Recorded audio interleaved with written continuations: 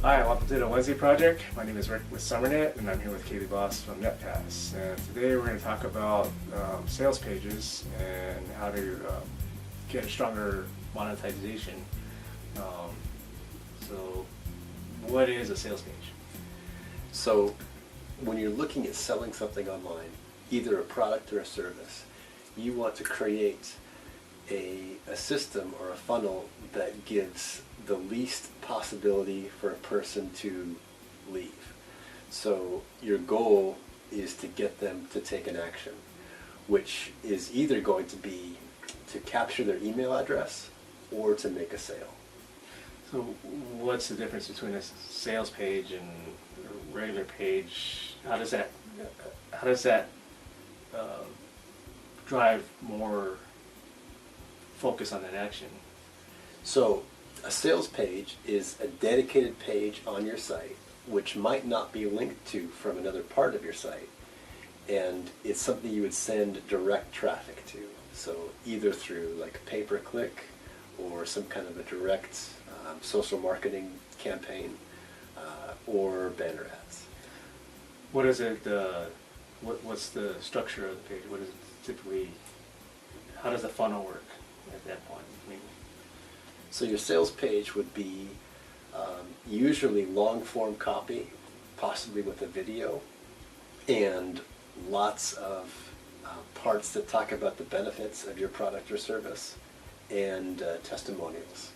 So the sales page would be full of nothing but benefits and calls to action to get that person to make a conversion, to buy or to put their email into a form. Is it it's still a shared experience? I mean, the information that's on there,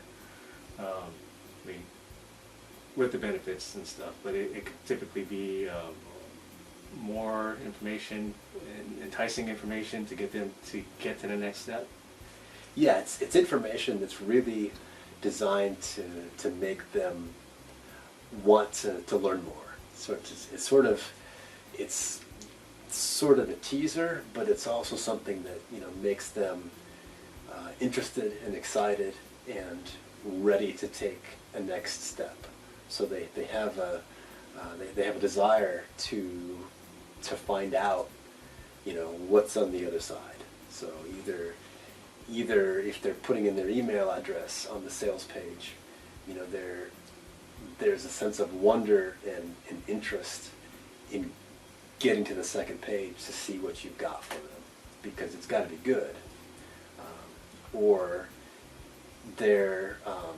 you've given them so much value and so much good information and so much detail about your product that when they click that big shiny buy button, they're going to complete the purchase, and they're going to finish it, and you're going to make a sale. So the focus is really, really, really narrow. The focus is really at the end of this funnel, the focus is really to get them to click the buy button. Yeah, so that's one very important thing, is you want to have the least amount of distraction possible.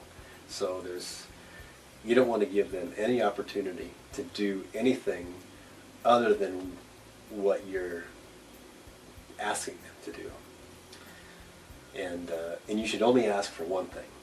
So never put more than one call to action on a sales page. So other than like a basic call to action to buy, if it was a request form, or I guess you get the trade-off. If you put in your email address, we're going to send you this information, and then they go from there to the next page. Is there still a flow to this process? Yeah, so if you have an email capture, then the second page that they go to on your site needs to be even better than the first. And typically that would have a video, a longer video, maybe 10 or more minutes, that would give them information and value for no cost to make them feel better about what you're selling them, and then on this second page, you would have a stronger call to action, which would usually be a very persuasive offer, and again a big buy button. So even with the more and more content, you're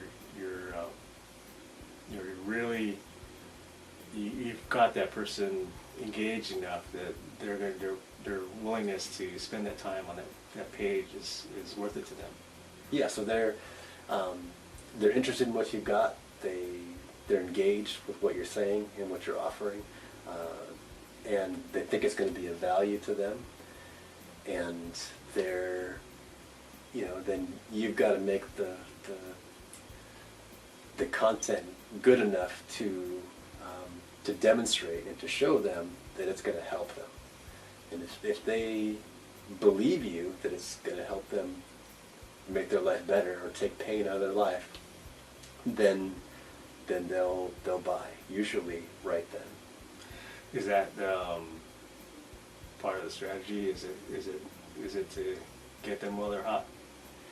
Yeah, so you want to try to get them to take an action or buy that time, because if the longer you wait from when you make a first contact, the harder it's going to be to get them to take any action with you.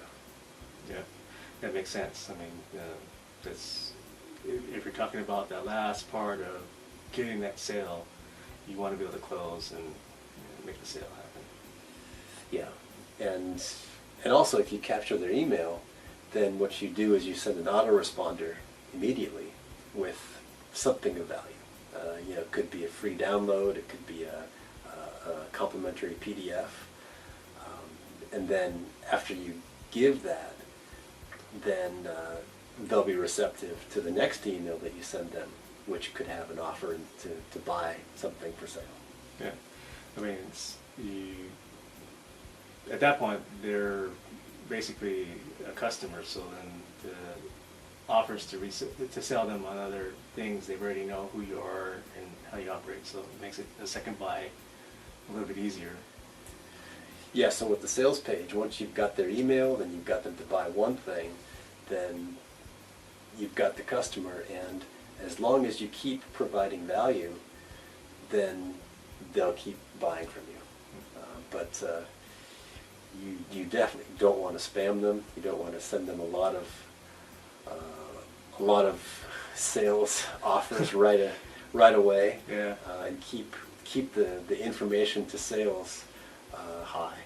It's a fine line between closing a sale and pushing them too hard, I think. Yeah. And one of the biggest values of a website, I think, or a web business, is the email list. So those emails that you're getting from that sales page is one of the most valuable long-term assets you can have. Yeah, I always believe second behind the web page is having emails. So you already have that person interested in what you have to offer, and they're willing to accept emails from you to know more about what you're offering them. And then that tie-in alone is worth quite a bit. Yeah, there's nothing like having an interested prospect who needs your services and who likes what you have to offer. Okay, I would say we're covering the sales web pages. If you have any more questions on landing pages, or I guess what they call them, squeeze pages, let Kaylee know. You can reach him at netpaths.net, and we'll talk to you on the next episode. Thank you.